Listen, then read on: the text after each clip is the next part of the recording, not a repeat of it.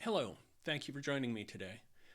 Very happy to be here remotely at BSides Tallinn. I'm sorry that I couldn't make it there in person.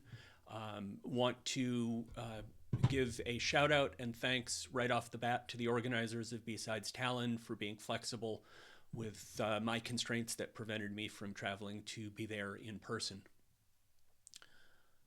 And with that, welcome to my talk, Ivy Hall, an analysis of a pro-Russian disinformation actor. My name is Shane Angle. I've been in technology and security for a bit over 25 years now, have worked in a variety of capacities within security, as you can see here, spoken on a variety of topics, both within the US and outside the US. Um, One of the primary areas of research for me right now is disinformation research, and happy to be presenting about that today. So, why is this talk called Ivy Hall? Well, honestly, all good projects need a code name. So, to save time, I wrote a script that randomly generates code names for projects. And Ivy Hall happened to be the one for this project. So, who am I talking about here? There is a pro-Russian social media personality, let's call it, Donbas Davushka, who was unmasked in the spring of last year. The personality presented itself as initially being of Russian descent, very pro-Russian in viewpoint. Um, Research from journalists and NAFO revealed that she was in fact a U.S. citizen living in the Pacific Northwest. Um, Her name is Sarah Bills. On recordings of her, especially before she was unmasked, while she was claiming to be Russian, she would speak with a Russian accent. I have that in quotes there because for anyone that knows Russian, it is at best a cartoonish version of a Russian accent. She's a U.S. citizen, as I mentioned earlier, born in New Jersey and served a number of years in the U.S. Navy. Some of her service in the U.S. Navy actually overlaps with some of her activities as the Donbas Davushka personality.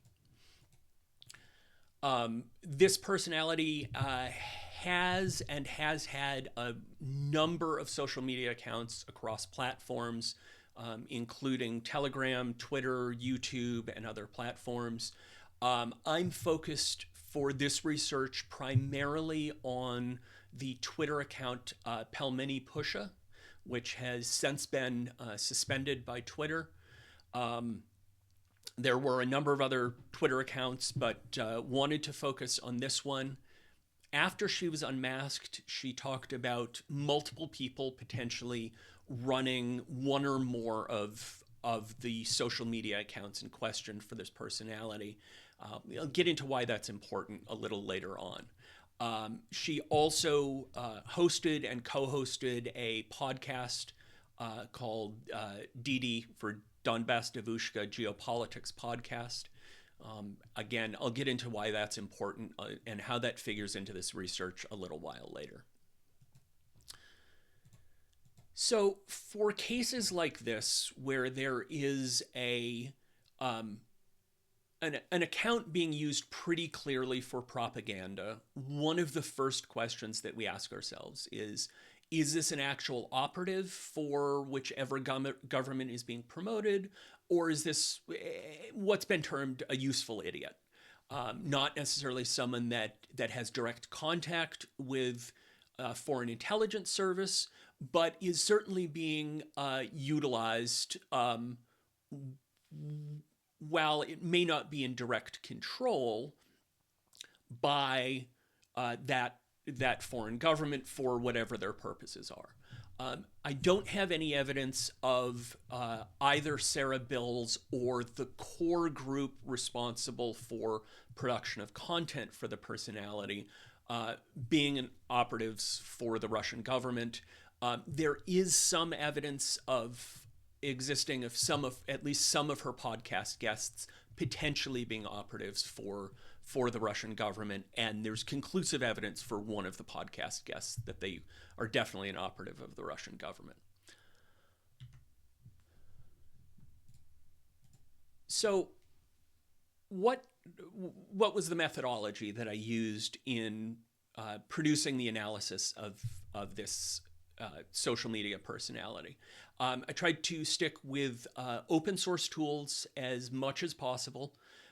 There are a few exceptions here and there, and I'll talk about those later, where I was not able to use open source tools. Anytime I was doing anything in terms of machine learning for analysis, I attempted to use pre-trained models as much as possible. And also, because I'm doing this research independently, one of my goals was to spend as little money as possible on the research. And I'll talk about kind of some ways that was achieved and some areas where that was a little challenging. One of the big initial challenges that I started this research in early summer of last year, was I knew that there were roughly 27,000 tweets that I needed to get a hold of from that previously mentioned Pelmeni Pusha account. And the challenge I was faced with was early summer of last year, Elon Musk's acquisition of Twitter had taken place. API access had been shut down unless you were paying very expensive licensing fees. So how do you go about getting those tweets? Since I was not able to do that through a freely available API with Twitter. Without too many details, there are information brokers that can provide access to tweet history for a specific account, those sorts of things. This is one of the areas where I did need to spend some money on the project. I believe it was a couple $100 for the tweets for this account, the Pelmeni Pusha account, from early June of 2023 back to 2014, 2015. And I'll get into in a little bit kind of why that time frame is important, various things that happened over the time frame with that account. Speaking of that, so the time boundaries that I set on this, the Pelmeni Pusha Twitter account was created in 2012. However, it was almost entirely dormant up until around February 15th of 2022, which is coincidental with items around Russian invasion of Ukraine. I stopped collection on the 9th of June of 2023. That was a relatively arbitrary date. That's when I was starting the research. There was no specific historical significance to that change. So, as I referenced earlier, there is a good deal of dormancy with this account. Now, this goes from that starting point of the 15th of February of 2022, as I mentioned. There's a little bit of activity, and then it's relatively dormant until March of that year. Then there's quite a bit of activity until the August timeframe of that year, and then the account is completely dormant up until around the 15th, 16th of January of 2023. And I'll talk about some of those items later. There are some items going on in the Russia-Ukraine war that may figure into why the account got active and got drastically more active in terms of posting of pro-Russian content around that time frame, as I mentioned. One of the things that I did want to do early on in this process, as I mentioned, the Sarah Bills claimed to be Russian, spoke with an affected quote-unquote Russian accent, claimed to be in or near Russia. She had been, when I started my research, she had been unmasked as being a U.S. citizen. But I did want to make some degree of verification of where she or other parties involved in posting to this Twitter account were likely to be located. So, looking at tweet activity over the course of a 24-hour period and I looked at this for U.S. Eastern time zone, we can see the vast majority of that content is posted between roughly 6 a.m. U.S. Eastern Time and 7 p.m. U.S. Eastern Time. That makes it much more likely, not necessarily that they're in the Eastern Time Zone, but that they are at least within one of the time zones that spans the continental United States. Highly unlikely that they are, for instance, based in Russia, given that time frame for the majority of tweets to be posted over the life of the account. One of the things that I did in this research was to look at that body of roughly 27,000 tweets and topics that were often talked about and how frequently they were talked about, those sorts of things. So I've isolated this to a group of the top 10 topics that the account talked about. This first one, obviously, is conversations around Vladimir Putin as the main topic within the tweets that are posted by the account. As I mentioned, we see this large period of dormancy from August of 2022 up until the 16th of January of 2023. As I mentioned earlier, one of the questions that this immediately led to was, are there things that were going on, i.e. within the Russia-Ukraine war, any other events that may have triggered this account really not only starting up again, but starting up a lot more content, as we saw earlier when we were looking at the number of tweets made per day. There were three main things around that January 16th timeframe that I'm theorizing may have been precipitating events for the drastic increase in content produced by this account. There was an announcement of a large amount of foreign military aid to Ukraine to aid in the war, announced in early to mid-January of 2023. Mid-January 2023, Russian casualties in the war reached just under 200,000 people, which is fairly significant. And mid-January of 2023 is also when the Russian military captured Soledar in Ukraine.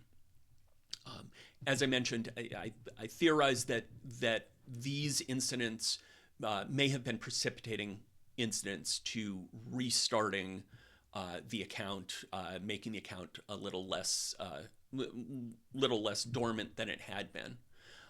Moving forward, and I'm starting with this, as I mentioned, kind of the top 10 list of topics most commonly discussed, starting with number 10, and then we'll work our way down to number 1, which is the topic that was most commonly talked about or used.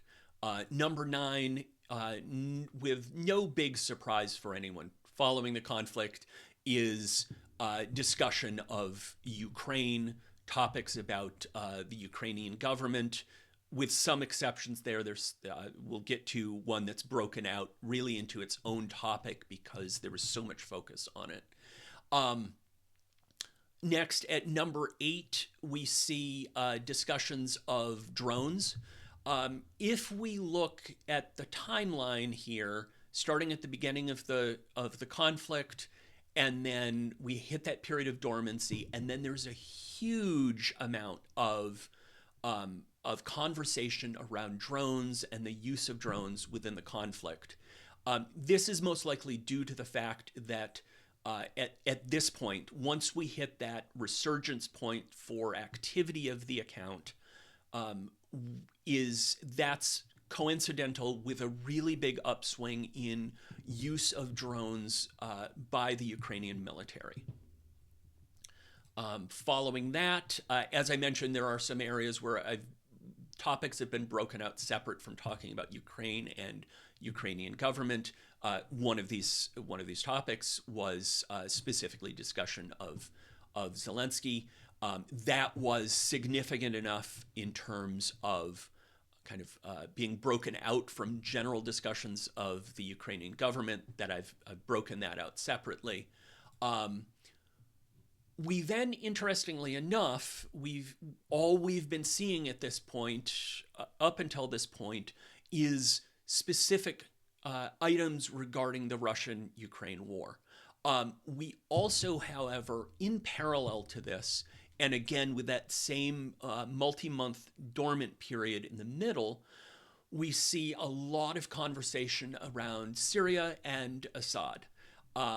Most likely, this is due to communicating pro-Russian narrative to readers of the Twitter account and those sorts of things. Somewhat similarly, in parallel with this, but not directly related to the Russia-Ukraine war, we see discussion of China. Now, we see very little conversation or discussion regarding that during that early period, before that period of dormancy, and then a big uptick after that. And then next topic, Russia. Again, unsurprisingly, good deal of conversation around the topic of Russia, pro-Russian narrative, propaganda around the advantages of Russian government and Russian society. Again, no big surprises there. Following that, we have conversations and discussions and propaganda around Western democracy. If we look back, I'm not marking positive versus negative sentiment being expressed here, but if we were to look back at the previous slide regarding Russia, the narrative there is much more positive. If we look at, drill down into the tweets that were made, the discussions that were had on Twitter around the topic of Western democracy over this period, there's a lot more negative sentiment expressed there, unsurprisingly. Next up, conversation around tanks, and often the Leopard tanks. Again, we see very little conversation about that initially, unsurprising. And then we see a huge upswing in January of 2023, at that time period where the account becomes much less dormant. That is also, if you recall, I mentioned earlier, around that time frame is when foreign military aid from a number of companies was announced to be given to Ukraine. A good deal of that was supply of tanks, including Leopard tanks and other armored military vehicles, which I think pretty convincingly explains why there was that big upswing there.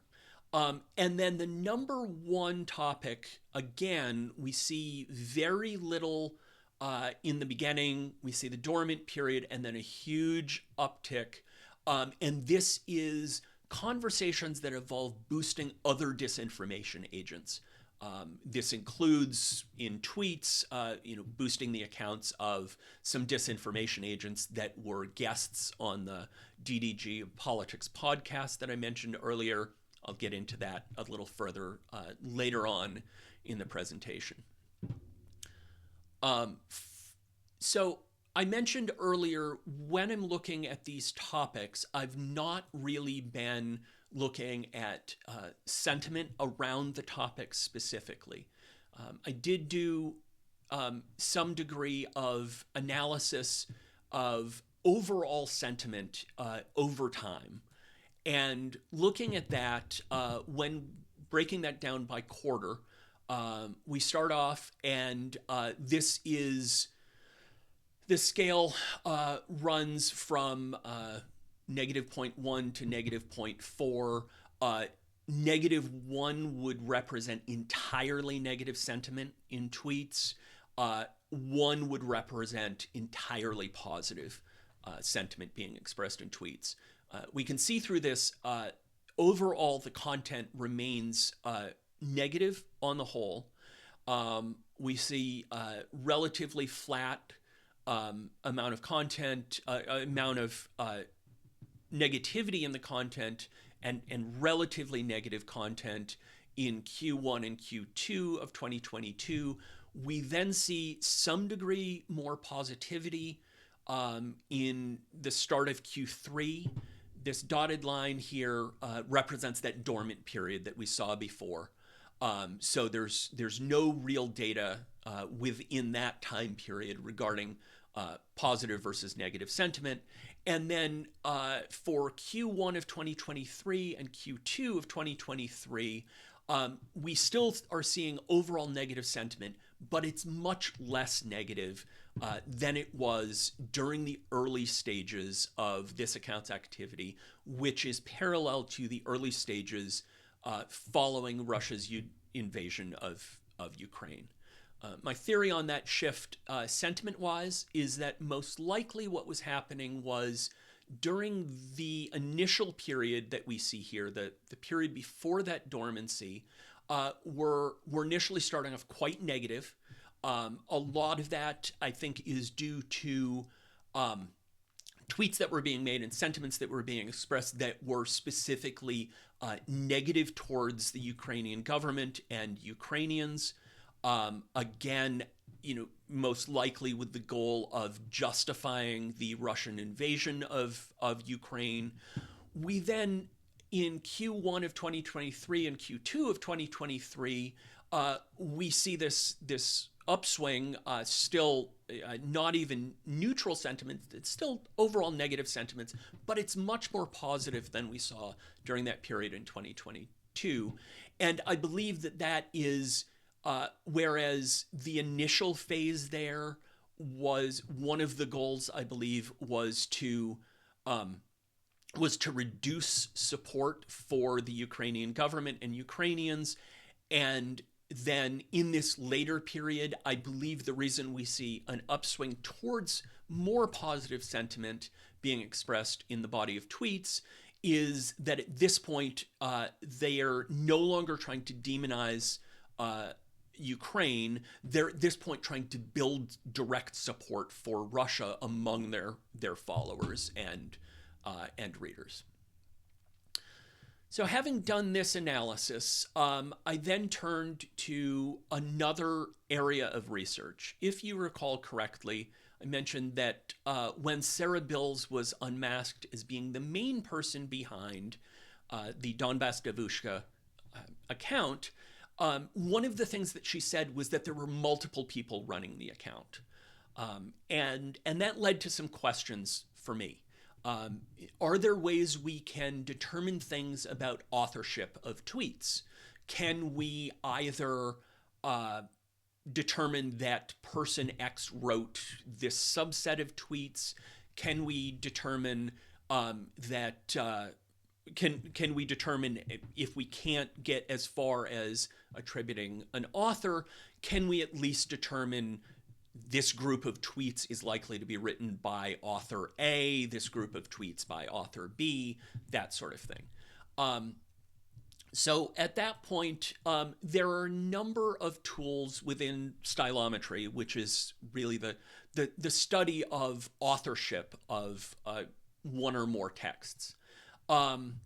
For direct authorship attribution, you typically will use a sample of texts from a known author or series of authors and compare that to your test data and determine through a number of potential methodologies how similar are the documents from the known author versus the unknown author. You can also, as I mentioned earlier, if you don't have a known author who you have work by, you can also look at what are can you cluster the test data into a likely group of authors, even if the authors are unknown. Um, so looking at looking at how to do this, initially, we didn't have any sort of known author text that we can use. So we were really looking primarily at authorship clustering, as I referenced earlier, rather than attribution to known authors. We had one or more anonymous authors at this point that we were looking at. As I mentioned, there's a wide variety of methods that can be used for stylometry and specifically for items like authorship clustering. One of those is a technique called right printing, and that's really breaking down a number of features about the text, things like readability of the text, frequency of use of adverbs, those sorts of things. There's dozens of potential features that you can use. We did some degree of work on right prints, but we were not able to cluster any of the tweets using right printing. One of the advantages to right printing is that it is often very good for shorter pieces of text. Tweets are obviously very short pieces of text, as opposed to, say, a book manuscript or something like that. That said, for text as short as tweets, use of right printing is still somewhat challenging and requires very careful tuning of the features that you're extracting in order to do comparison among documents. As I mentioned, we were not able to come up with anything conclusive using right printing as a technique.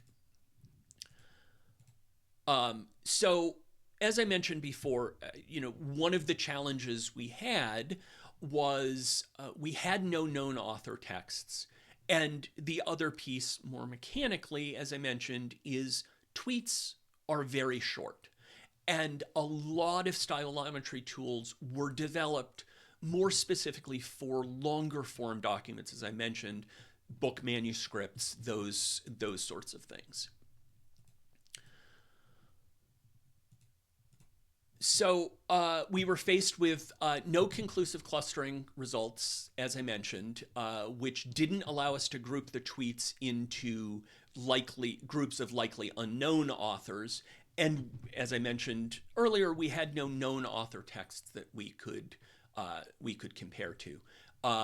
Right printing, as I mentioned, also needs to be tuned very carefully for input that's as short as something like tweets. That's something that I'm still working on, the best ways to use right printing. Over the course of this research, I was not able to use right printing, as I mentioned, for any clustering. However, I got an idea after determining that at this point, right printing was not going to be a successful method to use, and that was looking at that DDG Politics podcast that I mentioned earlier.